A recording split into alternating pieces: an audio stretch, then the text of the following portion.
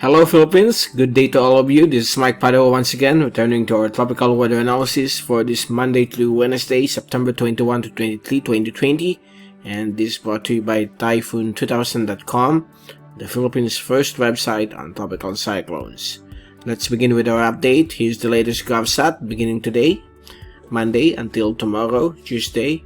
We have a quick development of a low pressure area along the northeastern corner of the Philippine Sea, and it rapidly grew into a tropical depression, and later early this morning it became tropical storm 14W, and it's now known as a Dolphin.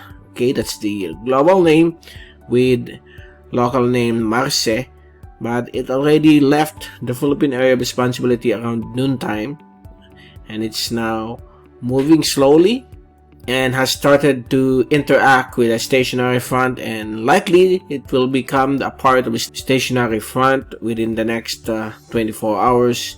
So it will be transformed into an extratropical cyclone. So this tropical storm right now has winds of 85 kph, moving north-northeast at speed of 9 to 10 kph, and it's likely to affect the southeastern shorelines of Honshu within the next couple of days.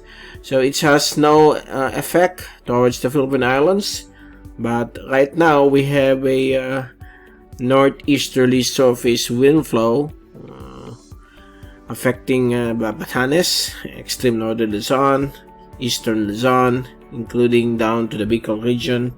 And we have a surface trough bringing some thunderstorms in various parts of the Visayas, Sulu Archipelago, western and northern Mindanao. So far, that's the latest. We don't have any other weather system. Good weather will continue in most parts of the country with some afternoon or evening rain showers or thunderstorms.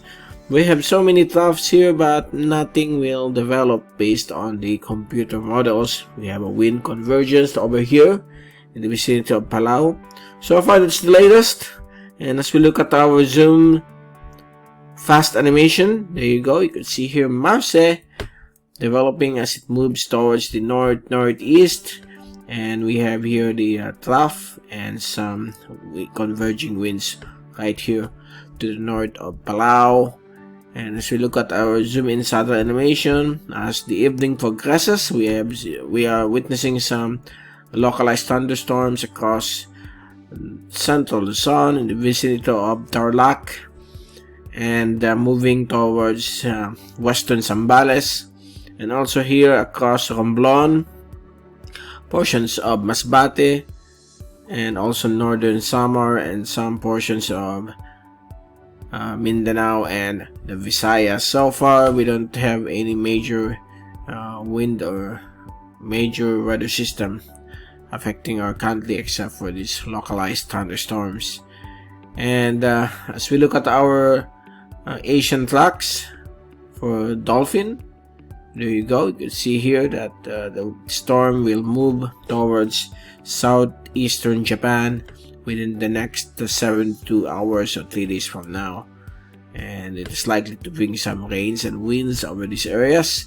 And as we look at our 2-day rain and wind forecast from windy.com, courtesy of ECMWF, as you can see here, tomorrow afternoon we could experience some isolated rain showers and thunderstorms in most parts of Luzon, Mimaropa, Visayas, and Mindanao, with some chances likewise, and also some chances over some portions of the Bicol region. And on Wednesday in the afternoon, there will be still some thunderstorm activity across some portions of Luzon, and also here across the Visayas and Mindanao, brought about by local convection, although we could see the winds shifting now from the west and west-northwest. There's nothing unusual so far for the next couple of days. So far, that's the latest from our weather analysis here at Typhoon 2000, and we will be returning again in the next couple of days. From Typhoon 2000, this is Mike Padua reporting. Stay safe always, be #weatherwiser, and thank you for watching our weather channel.